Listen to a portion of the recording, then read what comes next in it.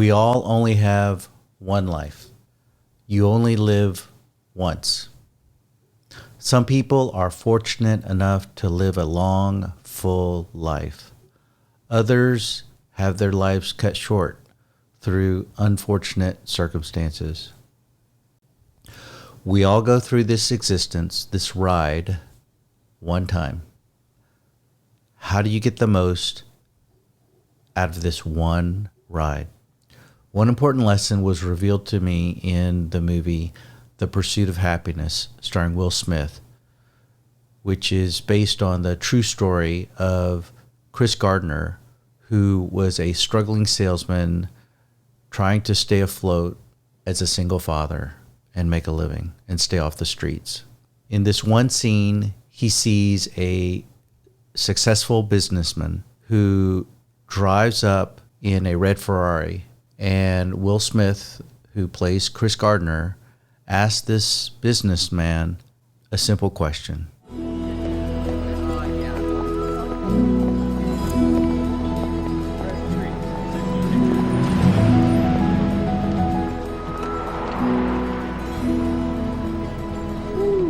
Man, I got two questions for you. What do you do and how do you do it? I'm a stockbroker. Stockbroker? Oh, shit. Had to go to college to be a stockbroker, huh? You don't have to. Have to be good with numbers and good with people. That's it. Hey, you take care. Hey, I'm gonna let you hang on to my car for the weekend, but I need it back for Monday. Feed the meter.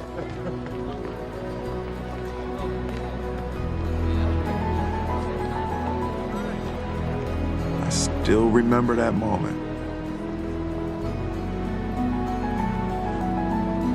They all looked so damn happy to me.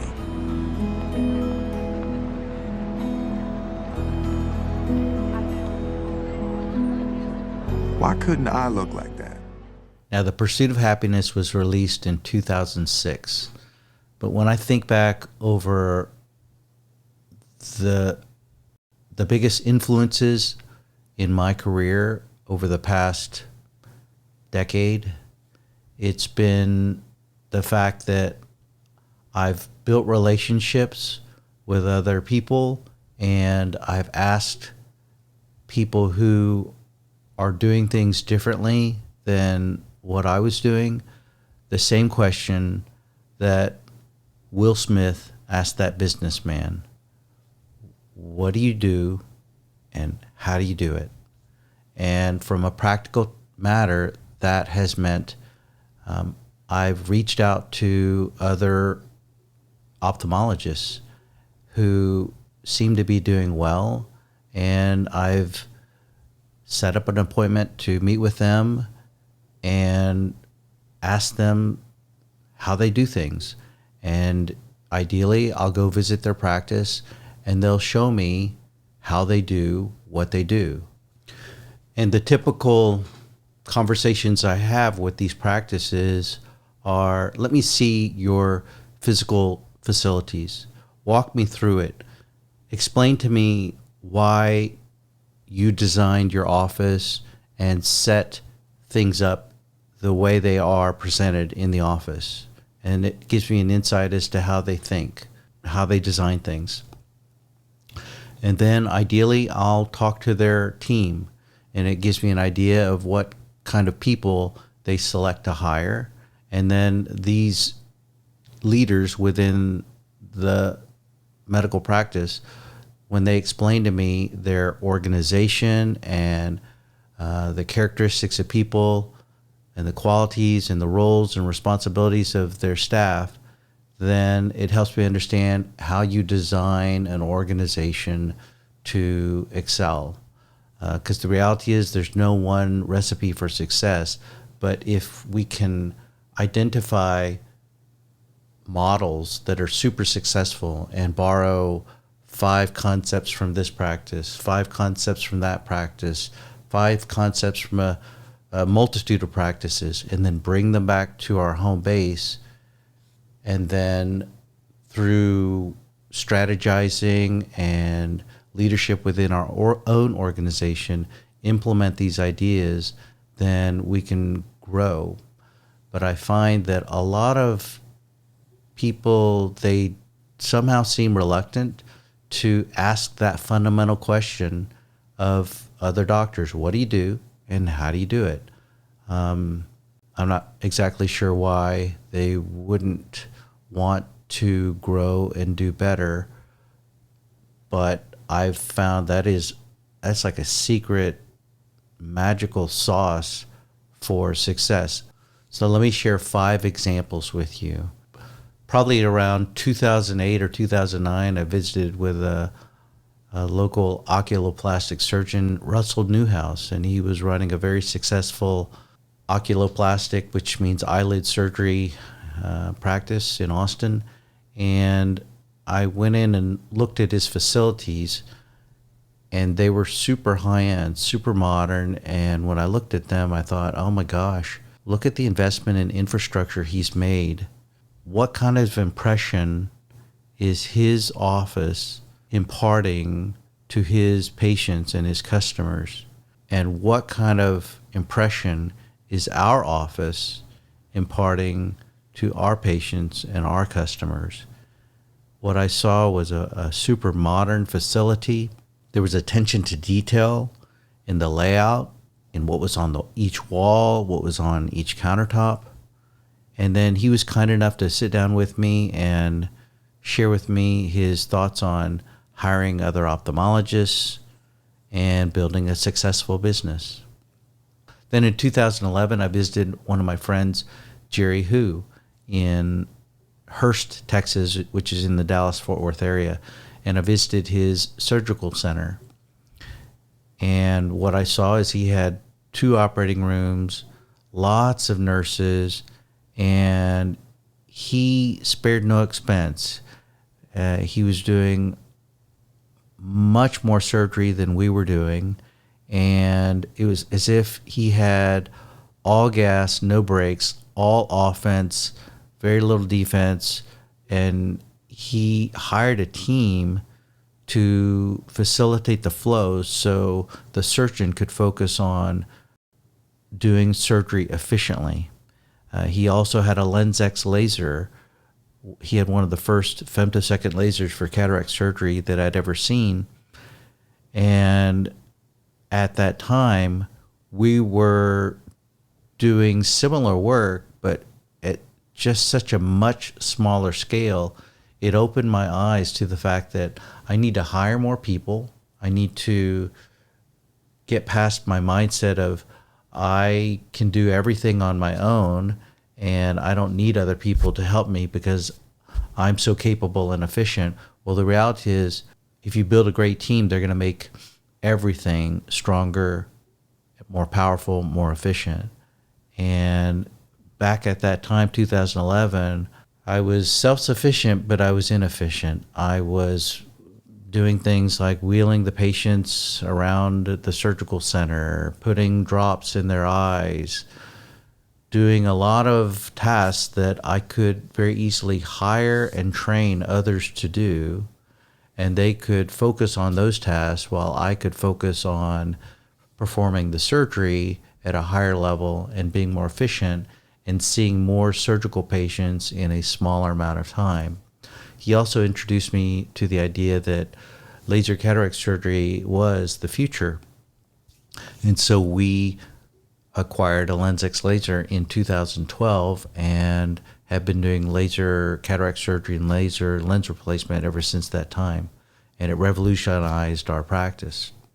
And the fact he could do so much in a small amount of time, I was in awe. And it was mainly because he hired a team to help him go faster. So I thought to myself, we need to hire a team, we need to train them and get better organized so we're more efficient and provide better care and can help more people. Then in 2016, I visited another friend, an ophthalmologist, Jeff Whitman, who has a practice in Dallas. And we visited this huge facility that he had built. It's about 30,000 square feet, and it has 4 operating rooms, and it was just massive. And it was in a very highly visible location. So the office was impressive. The location was right off a very major highway, and it was highly visible. And he had basically built a large facility that had a hotel-like vibe to it. It was impressive that there were whiteboards all throughout the office, and that's where people could put down ideas and the team could collaborate and strategize and get on the same page and develop plans that could be deployed to make their business better and to help care for their patients in a better way. Then in 2017, we made a trip to South Dakota to visit Vance Thompson Vision, to meet with him, Dr. John Berdahl, and their staff to understand how they've built what I would describe as a mega practice. A mega practice in ophthalmology means you have multiple locations in multiple cities throughout the state. And I even believe he has multiple locations outside of the state of South Dakota. So he's multi-state, multi-city. But he's built a great culture. And what I noted there is he had a CFO, CEO, COO. He had a call center. His staff was very well trained.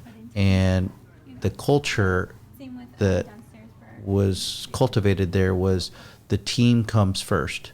And if the team comes first and they're cared for and valued and trained and curated and selected and nurtured, then that team can help the doctors deliver the best possible care for their patients. The team is a force multiplier for the doctor. They also had a magnificent facility. It was beautiful, spacious, open, and they had systems in place to make sure the patient experience was first class.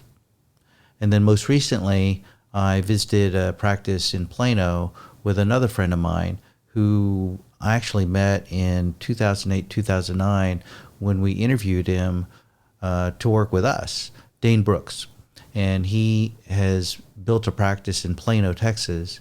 And we just visited his practice about a week ago. And what I saw there was phenomenal. They were the most efficient surgical practice that I'd ever seen in my life. I had never seen surgery done so effortlessly, smoothly, and efficiently, and safely in my life. And so if I want the most out of my life and I see other people doing things that enable them to be more productive than me, then why wouldn't I emulate that?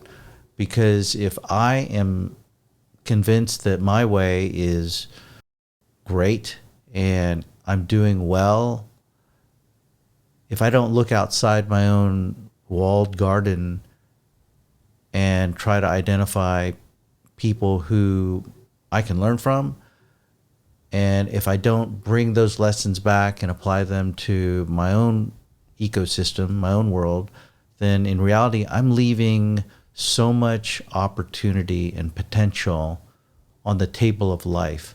So you have this one life and you're working hard, but if you don't look outside, you may not realize that, hey, I'm working hard, but I'm not working as efficiently as I could be.